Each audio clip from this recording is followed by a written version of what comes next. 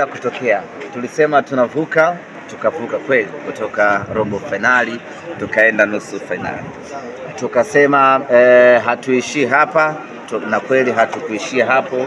Tukatoka nusu finali tukaenda mpaka finali, na kwenye finali tunasema hatuishii. Kwenye finali tunasema hatuna beba. Malengo yetu, dhamira yetu, mipango yetu ni kuhakikisha kwamba Simba anabeba ubingwa wa Afrika, na kwa mapenzi yake Mwenyezi Mungu tunakwenda kubeba ubingwa wa Afrika. Hakuna chochote cha kutuzuia, hakuna chochote cha kutushinda, hakuna chochote ambacho kitamfanya mnyama ashinde kutimiza malengo yake ya kuchukua ubingwa. Maandalizi tuliyoyafanya, ndugu zangu waandishi wa habari, ni maandalizi ya kutisha mno, ni maandalizi ya kufa mtu, ni maandalizi ya kiwango cha mwisho kabisa binadamu anaweza kuyafanya. Ni maandalizi makubwa sana, ni maandalizi ambayo tunahakikisha hatujafanya kosa hata moja kwenye maandalizi haya. Ni maandalizi ambayo kitu pekee ambacho kitatunyima ubingwa ya siku ya kesho ni mapenzi yake Mwenyezi Mungu. Lakini kwa juhudi za kibinadamu ambazo tumezifanya, ndugu zangu, ni hatari sana. Hakuna namna yeyote ambayo Simba itatufanya tukose huu ubingwa. Lakini mwalimu Fadlu Davis amefanya kazi kubwa ya kiufundi kuhakikisha ya kwamba anawatengeneza, anawaandaa vijana wake kwa ajili ya kwenda kupigana vita kubwa, kwa ajili ya kwenda kupigana vita nzito. Pamoja na matumaini tuliyokuwa nayo ya kuchukua ubingwa huu, pamoja na imani ya ujasiri tuliyokuwa nayo ya kwenda kuchukua ubingwa huu, lakini hatuwezi kuacha wanasema akiba ya kwamba tunakwenda kucheza mechi ngumu kweli kweli.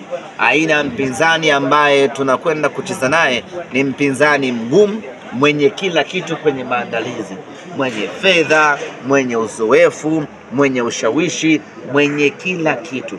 Kwa hiyo itakuwa ni mechi ngumu kweli kweli, lakini sisi kupitia idara yetu ya ufundi inayoongozwa na Mwalimu Fadlu tumefanya maandalizi makubwa kuhakikisha kwamba tunachukua ubingwa Afrika msimu huu.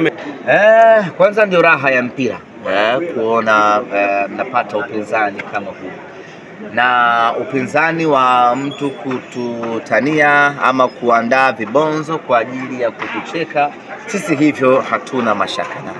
Lakini anayetia mkono kwenye mechi yetu, tusilaumiane. Hili ni jambo ambalo tunalisisitiza na tunalirudia mara kwa mara, na kama kuna mtu anadhani tunatania, basi afanye anachoweza kufanya, lakini tunamwambia tu hakutakuwa na wakutulaumu, maana ya kwamba maangamizi atakayoyapata yanaanzia kwake na kwa familia yake. Tumedhamiria ubaya kweli kweli. Kiwango chetu tulichokuwa nacho cha utu tumekiacha mbali kweli kweli. Hivi sasa tupo kwenye kiwango cha ubaya ubwela ambacho tunaweza kufanya lolote Simba Sports Club ichukue ubingwa. Kwa sisi matani, mtu kututania, mtu kufanyaje, wakavaa jezi za wapinzani, tuna enjoy hiyo hali, sababu ndio maisha ya utani, na sisi tunapenda utani namna hiyo, na tunapenda upinzani wa namna hiyo.